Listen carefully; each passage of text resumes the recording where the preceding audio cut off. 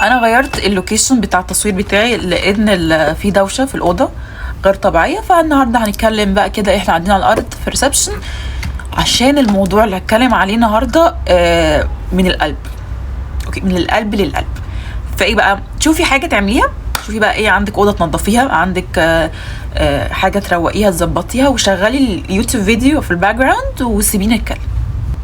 عايزه اتكلم على 5 حاجات انا اكتشفتهم في الحياه غيروا حياتنا 1,000,000%. واخر بوينت دي هي بجد اهم واكتر بوينت، ولو ما عملتهاش الباقي كله ملوش لازمه.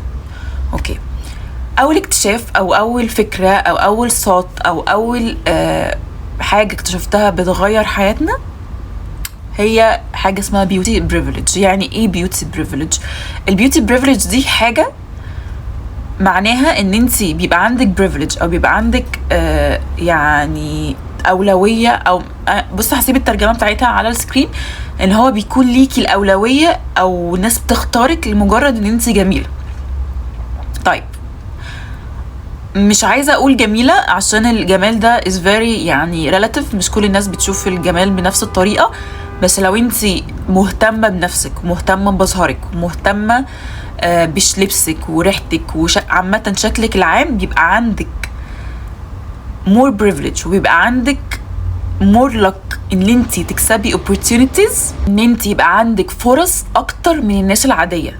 فرص في الشغل، فرص في العلاقات، فرص في الاصحاب، فرص في السوشيال ميديا، فرص اعلى. وافتكري انك مش وحشه، انت بس مش عارفه تهتمي بنفسك. حاجات بسيطه ممكن تعمليها كل يوم تفرق في مظهرك، فتفرق في quality of your life 1,000,000%. البسي حلو، اعملي شعرك، مش لازم يكون معمول، يعني يبقى فيه سليك لوك كده، فيه لوك مهندم. حطي بادي سبلاش ريحته حلوه، البسي اكسسوارز، البسي لبس يليق على شكلك وعلى جسمك. اعملي يعني اعملي ميك اب يخليكي شكلك حلو من غير ما تبقي اوفر، بس نفس الوقت ما تحسيش ان انت عيانه. حاجات بسيطه لو عملتيها كل يوم هتفرق في كواليتي اوف يور لايف. تاني حاجه، وبجد الناس اللي عاملاني فولو على تيك توك قد ايه بتكلم ان يور وورث او انت شايفه قيمتك ايه بتفرق في كل حاجه. يعني انت لو شايفه ان انت بلا قيمه هتختاري حاجات بتقلل من قيمتك، في علاقات مع بشر بالذات، في الشغل زي الزفت، في صحاب مش مقدرينك، هتقبلي على نفسك كميه توكسيسيتي يعني ما تتمنهاش لدى اعدائي. لما انا ما كنتش عارفه ماي سيلف وورث كنت بقبل باقل يعني اللي هو اي حاجه وراضيه. لا نو مور. your self worth هي اهم حاجه في الدنيا. we all have childhood trauma، وعندنا تروماز بالشكل ما اثرت على our self worth وحسستنا ان احنا ما نستحقش اللي احنا عايزينه او الراجل اللي احنا عايزينه او الصحاب اللي احنا عايزينها. بس no more. من الفتره دي، من الفيديو ده، انا قررت ان انا I deserve احلى حاجه في الدنيا علشان know my self worth. ايه اصلا self worth؟ يعني انت you value yourself، انت فاهمه نفسك، انت فاهمه عيوبك، انت فاهمه ان انت وجودك مهم وبيأثر على الناس، انت فاهمه قد ايه وجودك ده لو انت مش موجوده ناس كتيره قوي وحاجات كتيره قوي هتتأثر. انت فاهمه ان انت اكبر واعظم من your belief او البليف سيستم اللي اتحط لك من انت صغيره. انت فاهمه ان your self worth ملوش علاقه بالسوشيال ميديا، ملوش علاقه بفلوسك، ملوش علاقه بالفولورز، ملوش علاقه باي حاجه. هو مجرد I exist so I worth. انا موجوده اذا انا استحق، بس that's it. اي حد تاني يقول لك بقى اصل انت ما بتعمليش، اصل انت لازم تعملي عشان تبقي ليكي لازمه او ليكي اهميه، اصل انت لازم تبقي productive عشان ليكي اهميه. لا. ولو انت عندك مشاكل تروماس، بليز يا جماعه، بليز ثيرابي يعني يساعدنا ان احنا نفهم ليه احنا حاسين بالطريقه دي. تالت حاجه، بي اوير. انت بتقعدي مع مين، تسمعي ايه، بتفرجي على ايه، بتكلمي مين. كل حاجه بتسمعيها او بتشاركي فيها او بتقريها بتأثر على your subconscious، فبتأثر على your quality of life.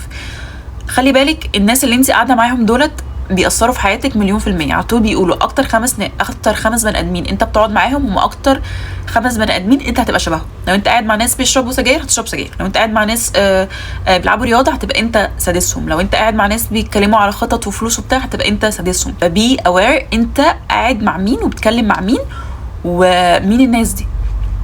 مش بس بني ادمين، هو ممكن يكون سوشيال ميديا. انت عامل فولو لمين على السوشيال ميديا؟ انت عامله فولو لمين على السوشيال ميديا؟ ناس بتتكلم على جاسبس وحاجات ملهاش لازمه، ولا ناس بتتكلم على الحياه واليوجا والماتشا والمش عارفه ايه، ولا ناس بتتكلم على الفلوس، ولا شوفي انت حابه تبقي ايه، اعملي فولو للناس اللي انت حابه تبقي زيهم. الكتب اللي انت بتقريهم، الافلام اللي احنا بنتفرج عليهم. انا بطلت اتفرج على اي افلام رعب علشان بالنسبه لي هي بجد بتضايقني وبحس ان انا triggered و irritated وبحلم بكوابيس، فبطلت خلاص. افلام الرعب دي بالنسبه لي هي حاجه ممنوعه في حياتي، حتى لو كانت تمثيليات اللي هي بتبقى رعب مضحكه. الموضوع ده خلاص it's over. لقيت حاجات بتاثر عليا بطريقه سلبيه، خلاص ام اوير ان الحاجات دي ما ينفعش تبقى في حياتي. ده ينطبق على السوشيال ميديا، على البني ادمين، على التلفزيون، على نتفليكس، على اي كان تشوفي انت بتشوفي تتفرجي على ايه. رابع حاجه، خلي عندك كلير جول. ما يبقاش انا صاحيه كل يوم انا مش عارفه المفروض اعمل ايه النهارده. وانا عارفه ناس كتير قوي فعلا هم مش عارفين هم عايزين ايه، ومش هتعرف انت عايز ايه طول ما انت قاعد كده. لازم تقوم وتجرب وتحاول وتجرب الشغلانه دي، ما عجبتكش تجرب الشغلانه دي، ما عجبتكش تجرب مليون حاجه وتفشل وتحس ان هي دي، لا هي دي. فمش مهم انت قاعد على الكرسي بسكرول داون على السوشيال ميديا هتعرف انت عايز ايه، مش هتعرف. انا مثلا دخلت طب اسنان، انا كنتش بحبها. بدات اعمل يوتيوب فيديوز. it was very overwhelming. في الوقت ده كانش لسه السوشيال ميديا واخده اي حاجه، يعني كان لسه الناس مش interested قوي فيها. حاولت وفشلت وجربت مليون مره طبعا مع كذا حاجه، ظروف كانت ديتشي بس مش مشكله. وبعد كده جربت انستجرام وفشلت وعملته مليون مره لحد ما اكتشفت ان الكرييتنج كونتنت على السوشيال ميديا is a thing I wanna do for the rest of my life. كنتش اعرف ده غير لو انا جربت. كنتش اعرف ان انا فعلا ده اللي انا عايزاه غير لو انا جربت كذا مره بكذا طريقه لحد ما وصلت اللي انا عايزاه. بقيت اصحى كل يوم كل اللي في دماغي I wanna create content على different platform، ومحتاجه افكر في كذا فكره وعندي to do list وبعمل. ومعرفتش ده غير لما جربت اعمل يوتيوب channel وعرفت ان this what I want to do for the rest of my life. بعد ما بتحدد انت عايز تبقى ايه مثلا كمان 5 سنين، انا بحس 5 سنين ده كتير بصراحه، مش لوجيكال في الظروف اللي احنا فيها. الدنيا بتتغير في يوم وليله.